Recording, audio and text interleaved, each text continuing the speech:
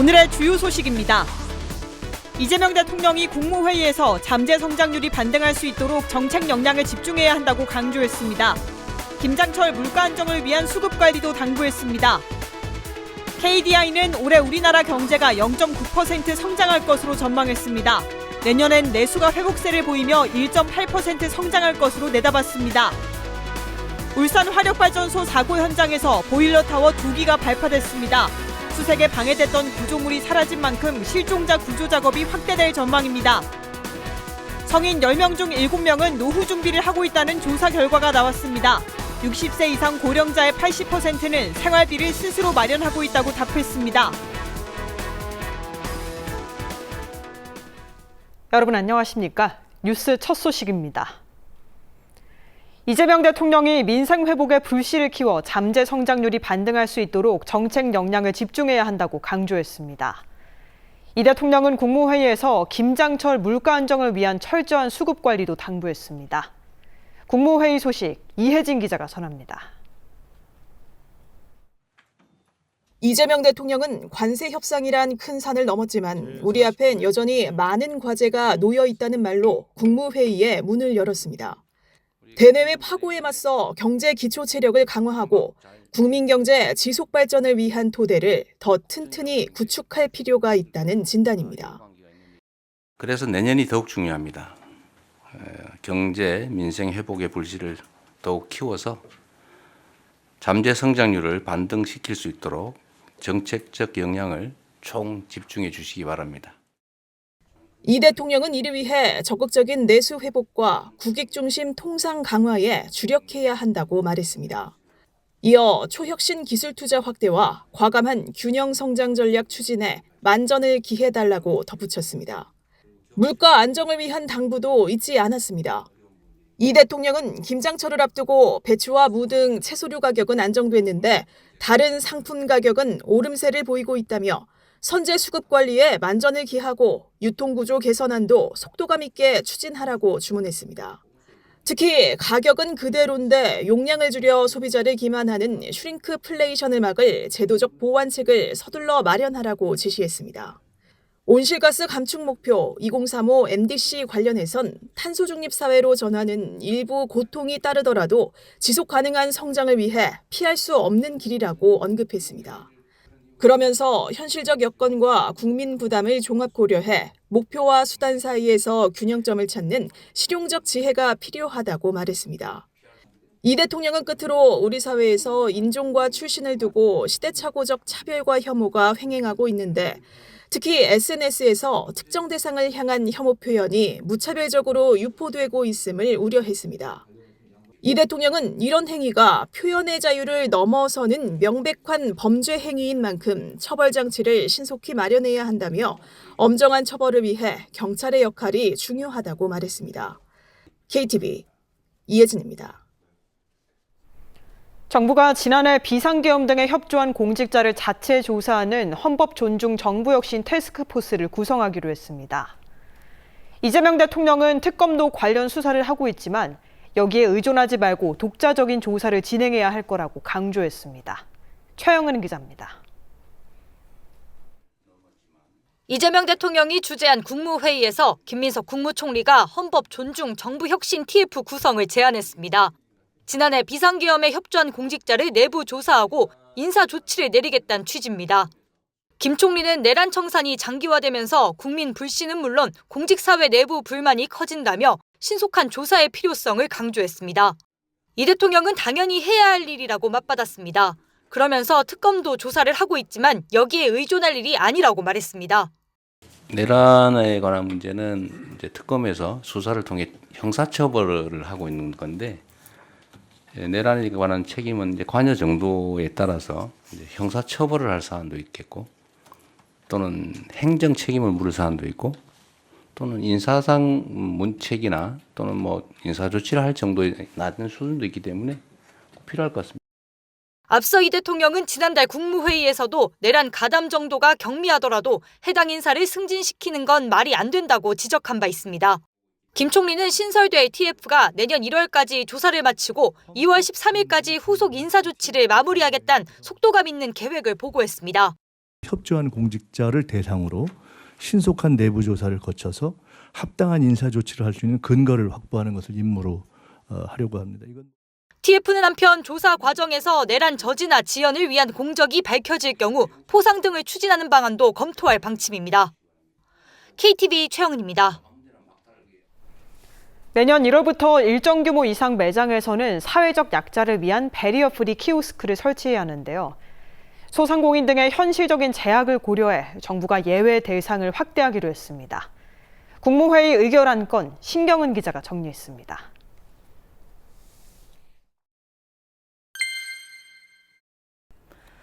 사회적 약자를 위한 무인 결제기 배리어 프리 키오스크. 장애인이나 고령자가 쉽게 이용할 수 있도록 음성 출력, 수어 안내 기능까지 추가돼 있습니다. 면적 50제곱미터 이상 매장에선 이 기기를 반드시 설치해야 합니다. 내년부터는 이를 어기면 최대 3천만 원의 과태료가 부과될 수 있는데요. 정부가 제도의 실효성을 높이기 위해 예외 대상을 확대하기로 했습니다. 기존에는 50제곱미터 미만 사업장만 의무 설치 대상에서 제외됐는데요. 앞으로는 소상공인과 테이블형 키오스크를 사용하는 매장도 예외 대상에 포함됩니다.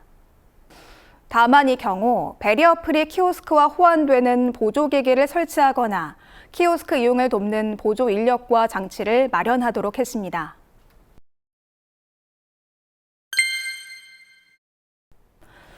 앞으로 공연 주차장에는 태양광 등 재생에너지 설비가 반드시 설치돼야 합니다. 자동차 한 대를 주차할 수 있는 면적의 총합인 주차구획 면적이 1,000제곱미터 이상인 공영 주차장이 대상인데요. 이들 주차장은 100kW 이상의 에너지를 만드는 재생에너지 설비를 반드시 설치해야 합니다. 도심지 내의 재생에너지 보급을 확대하고 부지 활용성을 높이겠다는 취지입니다. 지금까지 국무회의 의결 안건 알아봤습니다. 한국개발연구원 KDI가 올해 우리나라 경제가 0.9% 성장할 것으로 전망했습니다. 내년에는 수출 둔화 속에서 내수가 회복세를 보이며 1.8% 성장할 것으로 내다봤습니다. 신국진 기자입니다. 올 하반기 경제 전망을 발표한 KDI는 올해 국내 총생산 경제 성장률 전망치를 0.9%로 내다봤습니다. 상반기 0.8%보다 0.1%포인트 증가한 것으로 불확실한 대내외 여건 속에서도 소비를 중심으로 완만한 경기 개선 흐름을 보일 것이라고 설명했습니다. 3, 4분기에 아주 큰 폭으로 이렇게 성장을 했고 거기에 그 정부의 그 재정 지원, 소비 쿠폰이라든지 이것이 아주 좀 집중되었던 그런 측면이 있습니다. 내년도 우리나라 경제 성장률 전망치는 1.8%로 제시했습니다. KDI는 수출 증가세가 둔화하지만 시장금리 하락과 확장적 재정 정책에 힘입어 내수는 회복세를 이어갈 것이라고 설명했습니다. 민간 소비는 올해보다 높은 1.6% 증가하고 올해 마이너스 9.1%를 기록한 건설 투자는 2.2% 증가로 전환 예상했습니다. 수출은 미국의 관세 인상 영향으로 증가폭이 1.3%에 그칠 전망이지만 교역 조건이 개선돼 경상수지는 대규모 흑자 추세를 이어갈 것으로 분석했습니다. 또한 소비자 물가는 내수 회복에도 불구하고 국제유가 하락 영향으로 올해 1.2%와 비슷한 2% 상승에 그칠 것으로 전망했습니다. KDI는 내수 회복세에 따라 고용 여건이 완만히 개선되겠지만 인구 구조 변화로 취업자 수 증가폭은 올해보다 줄어든 15만 명 수준에 그칠 것으로 내다봤습니다. 구조적 요인으로 실업률은 2.8%의 낮은 수준을 유지할 것으로 전망했습니다. 한편 KDI는 앞으로 통상 불확실성과 환율 변동성이 우리 경제의 주요 위험 요인으로 작용할 수 있다고 지적했습니다. 글로벌 무역 갈등, 미국과의 투자협정 체결에 따른 자금 조달 불확실성 등으로 환율과 주가의 변동성이 확대될 수 있기 때문에 주요 금융기관의 리스크를 면밀히 점검하는 한편 필요시 적시에 안정화 조치를 시행할 필요가 있겠습니다. 특히 미국의 광범위한 관세 부과 결정과 법적 이슈에 따라 수출 환경이 급격히 악화될 가능성이 있다고 경고했습니다. KTV 신국진입니다. 울산 화력발전소 사고 현장에서 추가 붕괴 위험이 컸던 보일러 타워 2기가 발파됐습니다. 중앙사고수습본부는 수색에 방해됐던 구조물이 사라진 만큼 실종자 구조 작업을 확대하기로 했습니다. 조태영 기자가 보도합니다.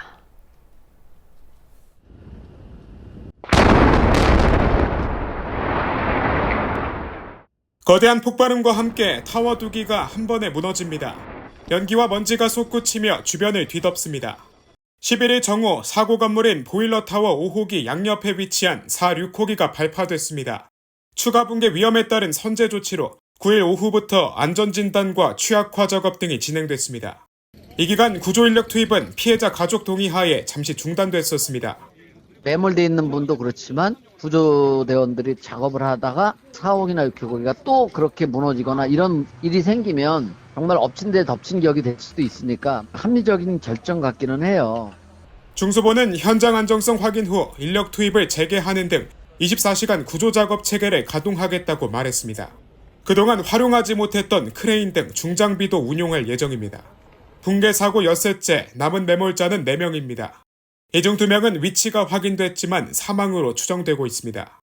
위치조차 파악하지 못한 실종 인원은 2명입니다. 현재까지 구조된 인원은 5명입니다. 이 중 2명은 병원에서 치료 중이고 나머지 3명은 사망했습니다. 정부는 통합지원센터와 직업트라우마센터를 중심으로 피해자와 가족들을 지원하기로 했습니다. 고용노동부는 수색작업 종료 후 사고 원인을 조사하겠다면서 중대재해처벌법 위반 여부도 함께 확인하겠다고 밝혔습니다. KTV 조태영입니다. 성인 10명 중 7명은 노후 준비를 하고 있다는 조사 결과가 나왔습니다. 또 60세 이상 고령자의 80%는 생활비를 스스로 마련하는 것으로 나타났고 노후를 위한 사회 역할로는 취업 지원이 상위권에 올랐습니다. 보도에 김창규 기자입니다. 국가데이터처의 올해 사회조사 결과 19세 이상 국민의 71.5%가 노후를 준비하고 있는 것으로 나타났습니다. 2011년 관련 통계 개편 이래 가장 높은 수치입니다. 준비 방법은 국민연금, 예금과 적금, 공무원과 군인, 사학연금 등 직역연금 순으로 조사됐습니다. 연금이 약 70%를 차지했는데 사실상 노후 대비가 연금에 의존하고 있는 겁니다. 60세 이상 고령자의 34.4%는 소득 창출, 다시 말해 일을 하며 노후를 보내고 있다고 답했습니다. 고령자 5명 중 4명이 본인과 배우자가 생활비를 직접 벌고 있다고 응답했는데 2011년 이후 가장 높았습니다. 국민 노후 생활을 위해 사회가 관심을 가져야 하는 것은 노후 소득 지원이 가장 높게 나타났고 의료, 요양보호 서비스와 노후 취업 지원 순으로 뒤를 이었습니다. 노후 취업 지원이 상위권에 올랐는데요. 취업 지원에 대한 관심은 자녀의 도움보다도 본인 배우자가 직접 생활비를 마련하는 비중이 최고치를 기록한 것이 하나의 배경이 되었다고 볼 수 있습니다.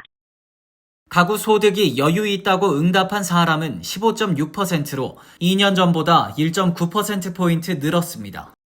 관련 응답률은 20대 이하가 가장 높았고 60세 이상이 가장 낮았습니다. 내년 가구 살림이 나아질 것이라는 응답률은 27%로 관련 통계 작성 이래 가장 높았습니다. 나빠질 것이라 응답한 비중은 19.1%로 2년 전보다 1.8%포인트 줄었습니다. 성인의 61.6%는 자신의 사회경제적 지위를 중간 정도로 인식했습니다. 낮다고 보는 사람은 34.6%, 높다는 인식은 3.8%를 기록했습니다. 성인 10명 중 3명은 본인과 자식 세대 모두에서 계층이 상승할 가능성이 있다고 봤는데 둘 다 소폭 증가했습니다. 올해 사회조사는 13세 이상 가구원 3만 4천여 명을 대상으로 복지와 사회참여, 소득과 소비 등 5개 분야에서 이뤄졌습니다. KTV 김찬규입니다.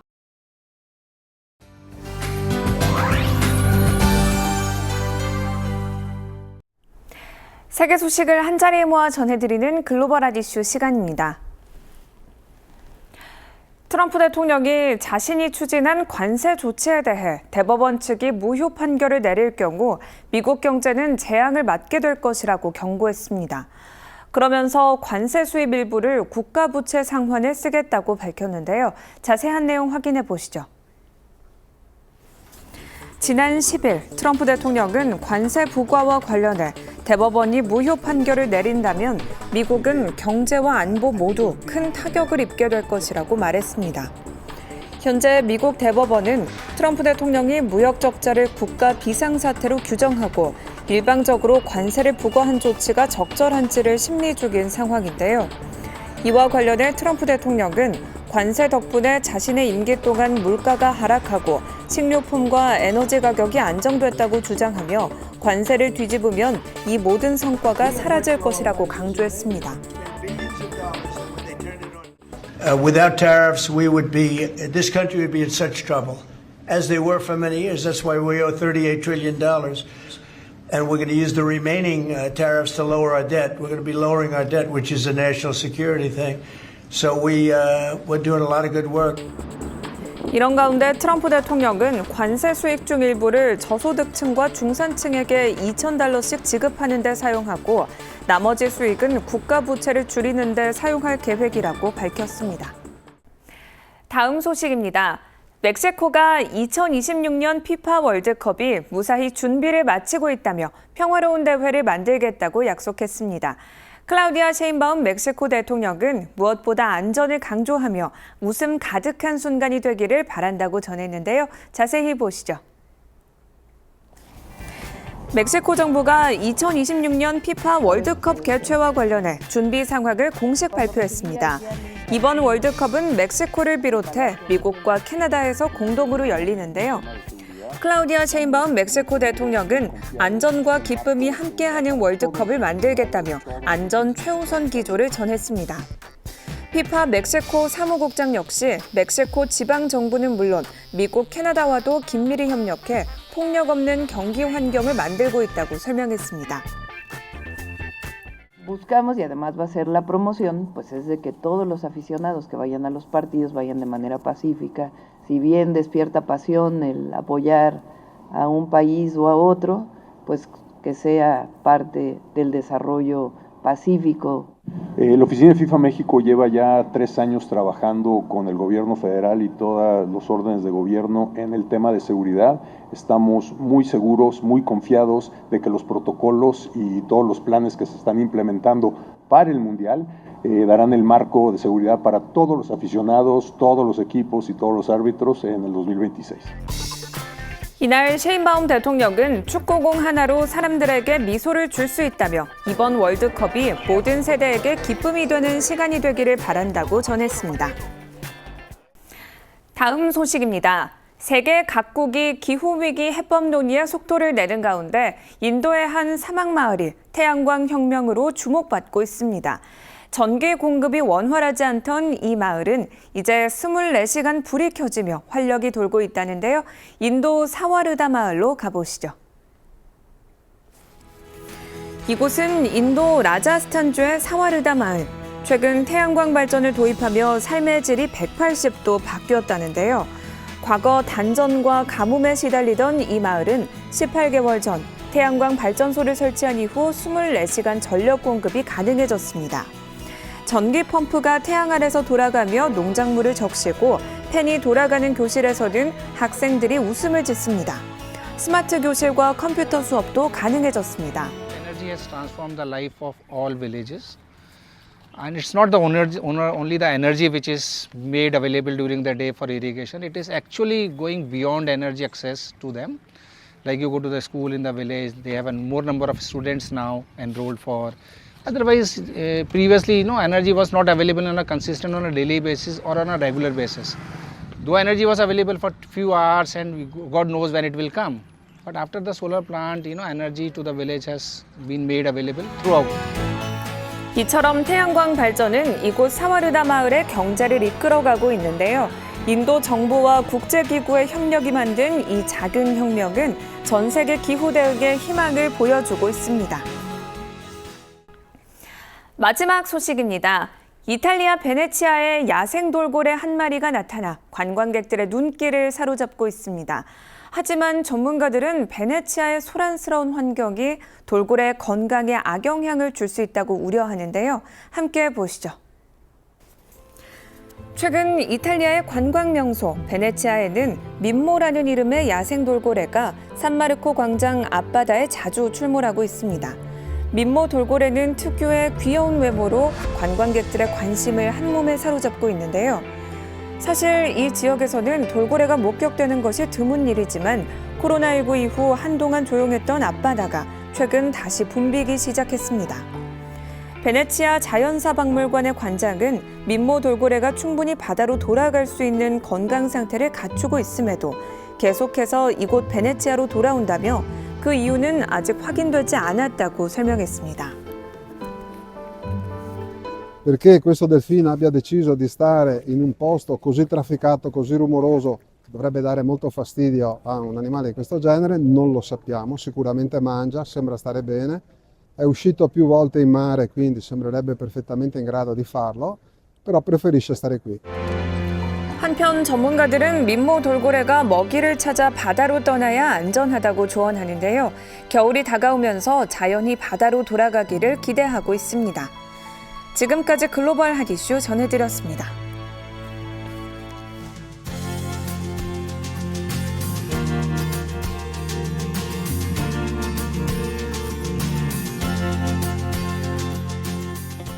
정부가 2035년까지 우리나라 전체 온실가스를 2018년 대비 최소 53%까지 줄이기로 결정했습니다.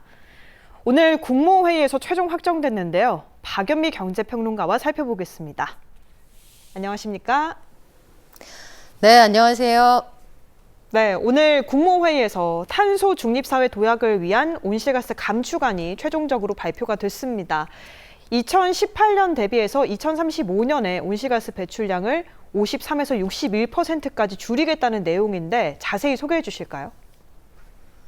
네, 정부가 회의를 통해서 2035년까지 국가 온실가스 감축을 어느 정도 할지 구체적인 계획을 내놨는데요. 공격적인 목표를 설정했다 이런 평가가 나오기도 하고 일각에서는 기후위기 대응을 위해서는 어쩔 수 없는 스케줄이다 여러 가지 의견이 엇갈립니다. 구체적인 숫자를 좀 보면 기후위기 대응 탄소 중립 달성을 위한 국가 전략 정부는 이렇게 명명을 했는데요. 일단 2035년 그러니까 앞으로 10년 안에 온실가스 배출량을 적게는 53%, 많게는 61% 이상 줄이겠다 이런 계획을 세웠습니다. 에너지 전환을 통해서 줄이겠다고 약속한 부분이 대략 70% 정도 되고요. 이건 신재생 에너지 등을 적극적으로 활용하겠다는 뜻이 되겠죠. 그리고 산업계의 발생량 자체를 줄이겠다 이런 내용도 구체적으로 명시를 했는데 그래픽을 보시면 산업계 발생량을 감소하는 것을 통해서도 대략 24% 정도의 감축이 가능하다고 봤습니다.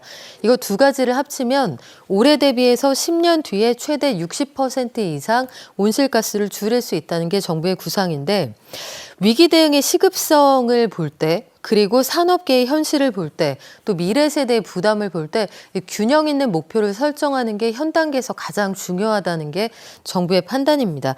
고루고루 입장이 좀 반영이 됐다는 건데 당연히 산업계 입장에서는 천천히 가고 싶을 겁니다. 비용도 수반이 되고 현재의 산업 구조가 온실가스를 꽤 많이 발생하는 쪽으로 굳어져 왔기 때문인데 이건 그 체질을 개선하지 않으면 언제까지 방치할 수만은 없다는 게 정부의 입장입니다. 해서 기술 발전과 산업 여건을 또 두루 고려를 하는데 부문별로 감축 목표를 세우기도 했습니다. 이게 2018년 대비해서 어느 정도 될 거냐 이걸 보면 스케줄이 대략 예상이 되는데요. 일단 전력 부문에서는 적게는 약 69%, 많게는 75%까지 감축이 될 거라는 예상이 나왔습니다. 또 건물 안에서 그러니까 우리가 건물에 냉난방을 하고 또 공조를 돌리고 이런 과정을 통해서도 온실가스가 발생을 하게 되는데 건물 유지관리 보수를 통해서도 적게는 54에서 56%까지 발생하는 온실가스량 줄일 수 있을 거라고 봤고요. 수송 분야 가장 많은 그 관심이 모아졌던 부분인데 자동차가 운행하면서 발생하는 이 분야에서는 적게는 60%, 많게는 약 63%까지 감축이 가능할 걸로 봤습니다. 재생에너지를 늘리고 또 전기차, 수소차를 확대하는 방안으로 점차 수송에서도 온실가스를 발생하지 않도록 하는 운송수단 늘려가겠다는 구체적인 계획도 나왔습니다. 이 계획에는 당연히 산업계 우려도 뒤따르는데요. 이 온실가스를 감축하는 것 자체 비용이 많이 들기 때문인데 이런 비용 부담을 줄여주기 위한 지원 대책도 나왔다고요? 네, 그렇습니다. 말씀하신 것처럼 기업들 입장에서는 현재 체제를 유지하는 게 가장 유리할 테고 추가적으로 구조 조정을 한달지 아니면 비용을 쓰는 게 맞득지가 않겠지만 온실가스를 줄인다는 큰 방향성에 대해서는 이견이 없는 상황입니다. 더 이상 기후위기에 회피할 수 있는 그런 시간적인 여유가 없다. 이 부분에 대해서도 공감대가 있기 때문에 정부가 택한 방식은 규제가 아니라 R&D를 하거나 아니면 관련해서 추가적으로 비용이 필요할 때 적극적으로 지원을 한다. 일종의 햇볕 정책입니다. 산업 부문별로 보면 온실가스를 적게는 24.3%에서 많게는 31%까지 감축한다. 이런 계획을 내놨는데 감축 비용 부담이 당연히 우려가 되겠죠. 해서 탈탄소 기술 또 전환금융에 대한 지원을 확대를 합니다. 정부가 R&D 관련해서 적극 지원을 하고 이게 비용 감축으로 이어질 수 있는 구조를 만들겠다는 건데 산업계 전반도 체질 개선을 요구받고 있는 상황입니다. 뭐 멀리 갈 것도 없이 올해 너무 지독하게 더웠는데 이런 극도의 더위 혹은 극한호우 같은 것들이 다 기후 대응을 적시에 하지 못해서 나타나는 결과다. 이것들은 뭐 우리가 주지의 사실이기 때문에 정부가 탄소 감축 투자 기업에는 3천억 원의 융자를 지원하기로 했습니다. 또 탄소 감축 시설이나 연구개발, 이 투자 기업들을 대상으로 하게 되는데 정책 금융이 3천억 원, 그리고 민간에서 투자를 하는 것까지 포함을 하게 된다면 정부에 3천억 원이 들어가게 되고 이에 매칭을 해서 각 기업들이 추가로 투자하는 부분이 있겠죠. 이걸 합치면 대략 1조 원 정도의 추가 투자 유발도 발생할 수 있다는 게 정부 계산입니다. 우리 산업의 전반적인 분위기를 좀 바꿔보겠다. 그러니까 고부가 가치 산업 그리고 탈탄소 산업으로 옮겨보자. 정부가 체질 개선이 좀 고통스럽더라도 이걸 더 이상 미룰 수가 없는 시점이라고 판단을 하고 있고요. 산업계도 기후위기 극복이나 탄소 중립의 방향성에 대해서는 공감을 하고 있습니다. 다만 정부가 적극적으로 정부 시책의 그 스케줄대로 따라가는 기업들에게는 인센티브를 줘야 한다. 이런 입장을 밝히고 있습니다. 네, 이렇게 정부의 온실가스 감축 계획에 대해서 살펴봤습니다. 그럼 오늘의 경제 이슈 본격적인 대담은 먼저 영상으로 만나보시죠.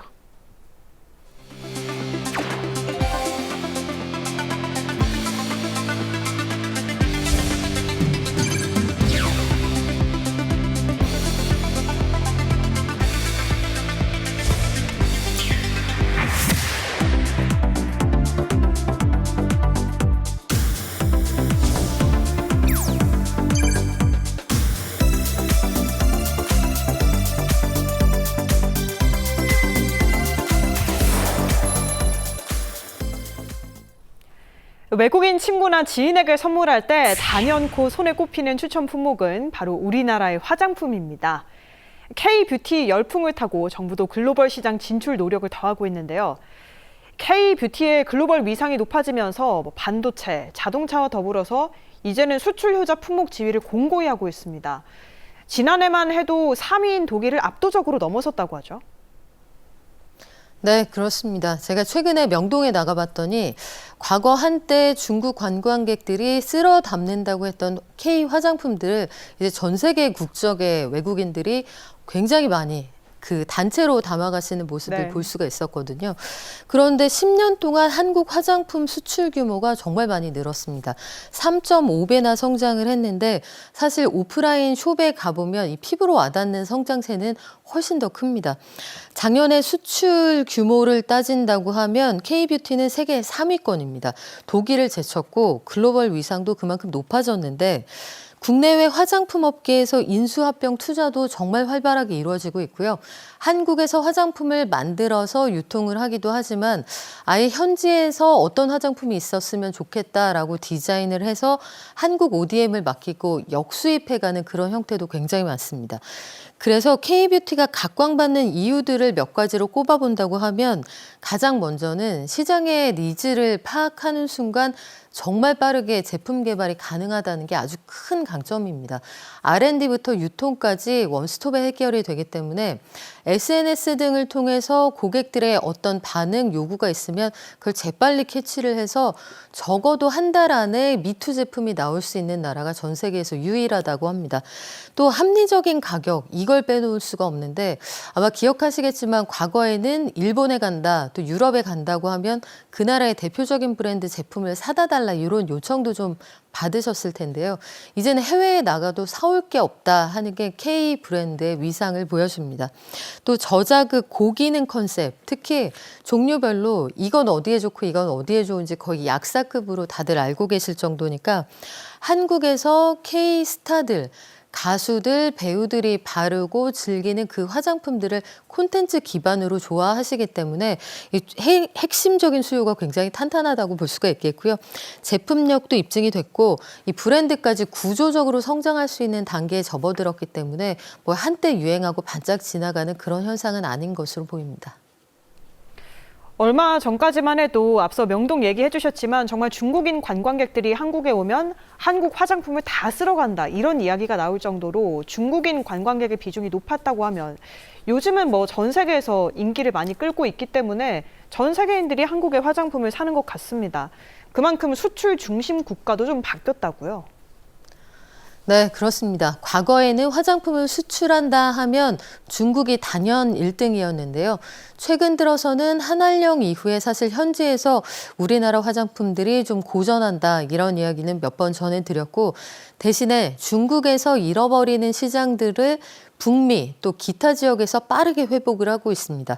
구체적인 숫자를 좀 보면 미국은 2년 연속 최대 수출국인데요. 중국의 소비가 주춤하던 사이에 우리가 북미 시장을 빠르게 돌파했다 이렇게 볼 수가 있겠죠. 3분기끼리 비교를 한다면 미국의 3분기 수출 1년 사이에 18% 이상 늘었습니다. 중국 시장도 여전히 주요 시장이기는 한데 2등으로 밀려나기도 했고 작년 3분기와 올해 3분기를 비교하면 11% 넘게 수출이 줄었습니다. 일본의 경우에는 전통적인 화장품 강국임에도 불구하고 한국의 화장품 수출량 10.4% 늘었고요. 홍콩에 대한 화장품 수출도 무려 1년 새 31% 이상 늘어서 전반적으로 국내 뷰티 산업이 얼마나 흥하고 있는지 이거 확인할 수가 있습니다. 특히 여기서 고무적인 건 중국이라는 특정 시장에 대한 의존도를 줄이면서도 우리 시장이 전반적인 볼륨을 키워가고 있다. 바로 이 부분인데 기초 화장품을 중심으로 글로벌 소비자들에게 굉장히 큰 각광을 받고 있습니다. K-뷰티의 기술력, 또 신뢰도 이런 것들이 입증이 됐고 해외 뷰티 인플루언서들이 내가 한국 화장품을 써보고 태어나서 이렇게까지 피부가 좋았던 적이 없다. 뭐 간증하는 영상이 엄청나게 올라오고요. 또 한 가지 흥미로웠던 건 이 백악관에서 우리 그 젊은 대변인, 27살인 대변인이 에이펙 정상회의 기간 중에 한국 화장품을 사가고 이걸 바르고 난 다음에 SNS에 게시를 했습니다. 역시 내가 태어나서 피부가 제일 좋다 이렇게 간증을 해서 사람들이 굉장히 그 주목을 끌기도 했고요. 안정적인 성장세를 보이고 있다는 것도 큰 강점입니다. ODM 기업이 현지 생산, 유통망 구축까지 할 수 있다는 점, ODM이라는 건 그 주문자가 어떤 내용의 상품을 개발했으면 좋겠다라고 할 때 이 R&D까지 해줄 수 있는 그런 제조업체들이 있다는 얘기입니다. 이런 회사까지 갖추고 있기 때문에 한국 화장품의 경쟁력 한동안 유지되지 않을까 싶습니다. 네, 이런 상황에서 최대 수출국인 미국 같은 경우에는 최근에 관세 문제도 있고 여러 가지 불확실성도 상존하는 상황입니다. 현지 네트워크를 좀 더 강화해야 한다는 이야기가 나오고 있는데 대응은 어떻게 되고 있는지요? 네, 미국 내 관세 문제가 아직까지 말끔하게 해결된 건 아닙니다. 상황을 좀 지켜봐야 하는데 물류나 관세 리스크는 사실 관세 전쟁 시대에 이제 상수라고 봐야 할 것 같고 이런 것들을 어떻게 극복해 나갈 것이냐. 결국은 강력한 수요가 가장 큰 경쟁력입니다. 국내에서 ODM 기업들이 있고 북미의 생산 거점을 확대하고 있는 상황이거든요. 예컨대 코스맥스나 한국 콜마 같은 회사들이 중국에서 팩이나 아니면 자외선 차단제 수요에 맞춰서 현지 공장을 돌리듯이 북미에도 그런 거점을 만들겠다 이런 뜻입니다. 미국 현지 공장을 두고 생산 기반을 확대해서 판로를 개척하는 방식인데 현지 R&D와 공급망을 강화해서 또 비단 미국뿐만 아니라 뭐 남북미 모두 시장을 점차 넓혀간다 이런 의미가 있겠죠. 한국 콜마는 K 화장품 기업 최초로 미국 공장 건립하는 방안을 지금 적극적으로 추진을 하고 있고요. 관세 공급망 같은 것들을 뚫고 나가겠다 이런 입장입니다. 또 국내 주요 화장품 기업들이 미국을 중심으로 해서 기존의 중국이 축이었던 그 축을 미국 중심으로 옮겨가고 있는 그런 작업을 활발하게 하고 있는데 아모레퍼시픽은 현지 생산을 추진을 하고요. LG 생활건강은 중국에서 좀 고전을 하고 있는 상황이라 주가도 많이 빠졌는데 최근에는 미주 중심으로 해외 투자 또 판로 개척 방식을 바꾸고 있습니다. 또 전체적으로 보면 우리 인디뷰티가 정말 잘 나가는데요. 뭐 롬앤 같은 회사들 아주 대표적이죠. APR도 마찬가지고 북미 거점으로 해서 글로벌 경쟁을 강화하겠다 이런 입장입니다. 미국 내에서 수요가 꾸준히 증가하고 있기 때문에 미국 소비자들이 특히 티네이저들이 어떤 것들 좋아하는지 시장에 대한 파악을 분주하게 하고 있는 그런 상황입니다.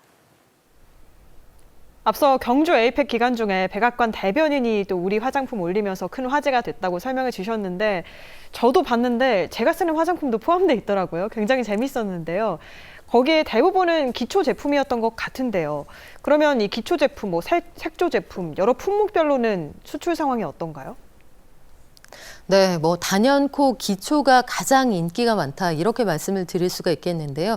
K뷰티 화장품 수출 금액을 보면 전체 금액의 4분의 3 정도가 기초 화장품입니다. 다양한 이유가 있는데 첫 번째는 일단 품질력이 너무 좋아서 그렇습니다. 가격 대비 품질이 너무나 뛰어나기 때문에 뭐 스위스니 프랑스니 독일이니 기초의 명가라고 했던 나라들의 그 비슷한 효과를 내는 화장품과 단가를 비교할 수가 없을 정도라 굉장히 인기가 많은 상황이고요. 이걸 구체적으로 좀 보면 기초 화장품은 63억 3,200만 달러어치 수출이 됐습니다. 색조로 넘어가면 금액이 좀 줄어들죠. 11억 5,100만 달러 수출이 됐고요. 세정제, 이거 클렌저 얘기하는 거거든요. 화장 지우는 건 4억 2,200만 달러어치 수출이 됐습니다. 어쨌든 전반적인 시장이 성장하고 있다. 이게 중요한데 해외에서는 지우는 제품에 대해 별로 관심이 없었고 자외선 차단제 카테고리가 없던 나라에 우리가 그걸 치고 들어갔다. 이런 것들도 의미가 있습니다. 피부 관리 중심으로 수출을 하고요. 스킨, 로션, 크림, 뭐 마스크, K뷰티 인기가 굉장히 뜨거운데 이런 것들을 단계적으로 이렇게나 많이 바르고 있다는 사실에 놀랐다. 이런 해외 소비자들의 반응도 많습니다. 우리나라 여자들이 바르고 있는 3-4가지 단계, 이 과정이 참 놀랍다. 이런 반응도 있는데 하나하나가 새로운 시장으로서 카테고리의 기능을 하게 되는 거죠. 색조 수출은 전체 한 15% 정도 되는데요. 뭐 저는 이게 결코 적지 않다고 봅니다. 특히 인디 브랜드를 중심으로 앞서 말씀드린 롬앤 같은 브랜드들이 일본, 미국 석권하고 있는 상황인데 저렴한데 너무나 다양한 컬러가 품질이 좋거든요. 근데 색조는 왜 기초만큼 안 팔리느냐? 색조라는 건 결국 선호의 문제인데 피부톤이나 그 나라의 문화권이나 선호하는 색상, 기후 이런 것들이 두루 영향을 미치기 때문입니다. 그래서 기초 화장품의 충성도가 아주 높기 때문에 이걸 베이스로 시장을 확대해 나간다는 게 우리 기업들의 구체적인 전략입니다. 그리고 요즘에는 그루밍 쪽도 많아지면서 뭐 전 세계적으로 남성 화장품에 대한 수요도 증가하고 있는 상황인데요. K뷰티가 남성 화장품 품목에서도 인기를 끌 수 있을지 관련해서는 어떻게 보십니까? 네, 남성 화장품 시장도 성장 속도가 굉장히 빠른데요. 그루밍이라는 게 사실은 그 집에서 키우는 반려동물들이 털을 예쁘게 고르고 이런 과정에서 파생이 된 그런 단어잖아요. 근데 이제는 남성들이 메이크업하는 거 전혀 어색하지 않은 시대가 됐습니다. 국내 남성 소비자들이 K뷰티의 새로운 성장 동력이다. 이렇게도 평가를 받는데 스킨케어 시장에서 그 과거의 남성들이 여기까지만 그 향유하는 데 머물렀다면 이제는 색조, 향수, 또 두피 케어로까지 사용하는 화장품을 점차 늘리고 있습니다. 쓸만한 거 다 쓰고 있는 여성들보다야 훨씬 더 개척할 수 있는 분야가 많기 때문에 새로운 시장이 될 수 있는 거고요. 국내 남성 화장품 시장의 규모를 보니까 작년에는 1조 1,700억 원, 그러니까 1조 2천억 원이 안 됐는데 앞으로 2029년 4년 뒤가 되면 1조 2,300억 원까지 늘어날 것으로 예상을 합니다. 근데 실제로 아마 현장에 나가보시면 이것보다 더 빠른 속도로 시장이 개척될 거다 이런 기대를 할 수 있는 것이 최근에 아주 흥미로운 설문조사 결과가 하나 나왔거든요. 18세부터 24세까지 가장 아마 외모에 관심이 많을 나이의 남성들 설문조사 대상의 절반 정도가 나는 메이크업을 한다 이렇게 답변을 했습니다. 여기에서 메이크업은 정말로 여성들처럼 피부 화장까지 한다 이런 얘기인데 실제로 색조 화장품도 꽤 많이 팔리거든요. 화장품에서 이 ODM 또 제품군이 전반적으로 다양화되고 있고 R&D도 남성 전용으로 특화되고 있는 그런 상황입니다. 특히 남성들은 보니까 이 피지 조절하는 화장품, 또 모공을 작게 하는 화장품, 두피 건강을 통해서 탈모를 예방하는 화장품 이런 쪽에 관심이 많았는데 톤업 제품이나 파운데이션 제품도 기존에는 여성들 것 중에 맞는 걸 찾아서 썼다고 하면 이제는 남성들의 피부에 딱 맞는 톤업 제품, 파운데이션을 별도로 R&D해서 시장에서 마케팅하는 게 화장품 회사들의 트렌드입니다. 해외에서도 ODM을 통해서 수출 계약이 급증하고 있는 상황인데 여성 브랜드로 아주 유명했던 전통적인 강자들도 이제 남성 라인을 아주 강화하고 있는 그런 상황이고요. 남성 뷰티 유튜버들도 정말 많습니다. 남성만을 위한 메이크업이 아니라 오히려 남성 뷰티 유튜버들이 여성들에 대한 화장 컨셉까지 제안하고 그런 지가 꽤 됐는데 이분들을 중심으로 시장을 공략하고 있고요. 이제 특히 피지, 탈모, 안티에이징 같이 전문 제품도 강화하고 있는 상황입니다. 저희가 지금까지는 이 K-뷰티의 위상에 대해서 쭉 설명을 해드렸는데 의외로 이 K-뷰티 업종이 증시에서는 그렇게 빛을 보지 못하고 있는 상황입니다. 이유가 뭔지 그리고 앞으로의 전망까지 설명해 주시죠. 네, K-뷰티 관련해서 사실 시장을 좀 다면적으로 분석을 해야 되는데요. 네. 지난 상반기까지는 K-뷰티 나쁘지 않았습니다. 나쁘지 않았는데 실적의 뚜껑을 열고 보니 회사마다 K-뷰티가 잘 나간다고는 하는데 전체 평균으로 잘 나가는 거지 모든 회사가 괜찮은 건 아니었구나. 실적을 열어보면서 이게 주가에 반영이 되기 시작을 한 거죠. 대표적으로 보면 상장한 지 얼마 안 된 APR의 경우에는 뭐 날아다닌다라고 할 정도로 북미 시장에서도 국내 시장에서도 꽤 괜찮습니다. 반면에 전통의 강자라고 했던 아모레퍼시픽이나 LG생건 이런 회사들은 여전히 고전을 하고 있는데 시장을 다변화하지 못한 채로 중심 시장이었던 중국 시장을 많이 잃어버렸기 때문입니다.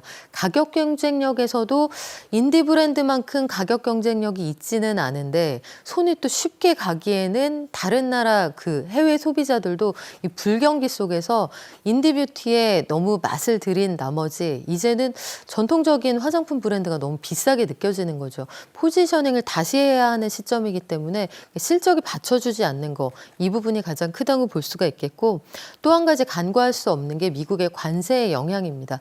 관세 영향권에 들어있기 때문에 앞서 말씀드린 것처럼 현지화 공장 가동 이런 것들을 고민을 하게 되는 거고요.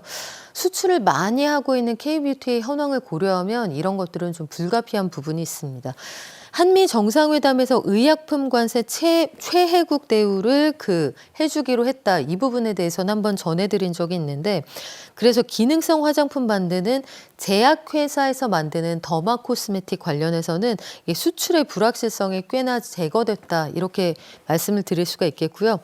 미국 시장에서 이 성장세가 뚜렷하기 때문에 K-뷰티에 대해서는 이 주가가 다시 반등할 거다 이런 전망이 많습니다. 해가 바뀌어야 할지는 모르겠지만 주가의 상승 모멘텀이 완전히 사라졌다 이렇게 보진 않고요. 연말 성수기에 업종 전반적으로 좀 평가받을 수 있는 기회가 있지 않을까. 한미 팩트시트가 나오고 나면 아마 이런 계기가 한번 마련되지 않을까 싶습니다. 여러모로 이제 K-뷰티가 우리나라 수출의 중요한 축을 차지하게 된 만큼 제품 개발이라던가 지원이라던가 좀 고민이 많이 필요한 시점인 것 같은데요. 그래도 한류 열풍은 여전히 지속될 것 같습니다. 뉴욕에서 최근에 한류 박람회가 열렸는데 무려 2만여 명이 몰렸다고 하죠.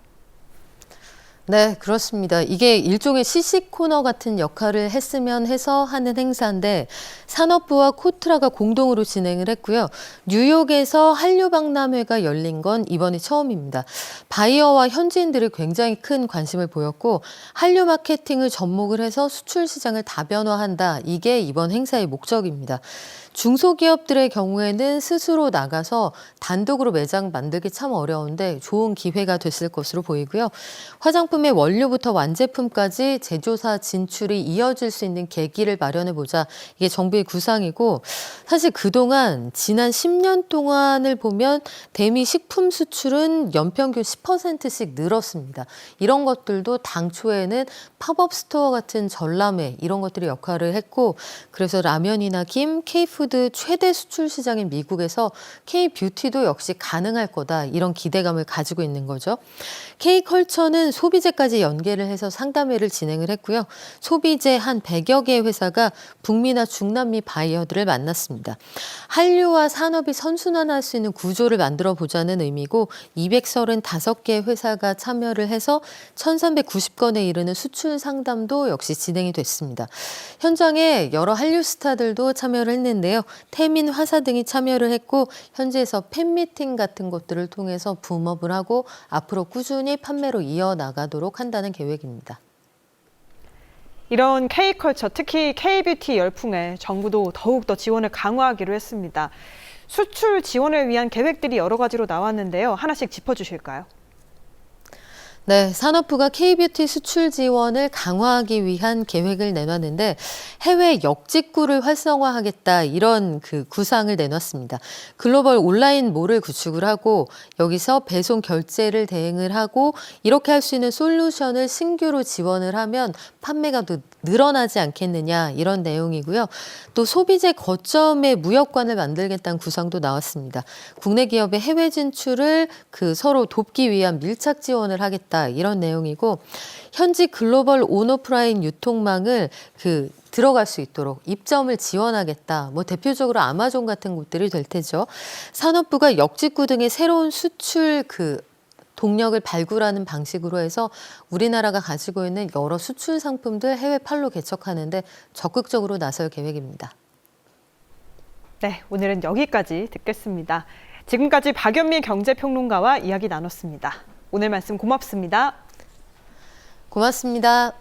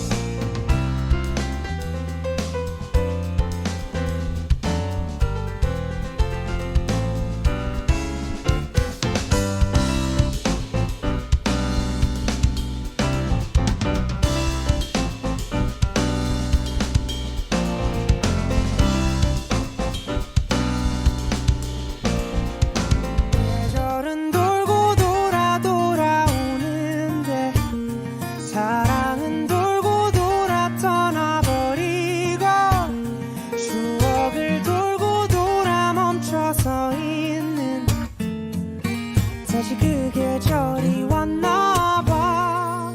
나 가을 타나봐. 네가 그리워진 이 밤 나 혼자 널 기다리나봐. 나 가을 타나봐. 네가 불어오는 이 밤 나 혼자서 가을 타나봐. Baby I'm lonely lonely lonely lonely. 추억은 falling falling falling falling. 아무리 멀리 멀리 떠나보내도 돌아오는 날 가을 타나봐. 내 곁을 스쳐가는 많은 사람들, 모래도 채워지지 않는 시간들, 아무리 잊어봐도 짙어져가는 외로운 계절이 왔나봐. 나 가을 타나봐. 네가 그리워진 이 밤 나 혼자 널 기다리나봐. 나 가을 타나봐. 오늘 막대 과자 주고받은 분들 많을 텐데요. 11월 11일 오늘은 농업인의 날이자 가래떡 데이이기도 합니다.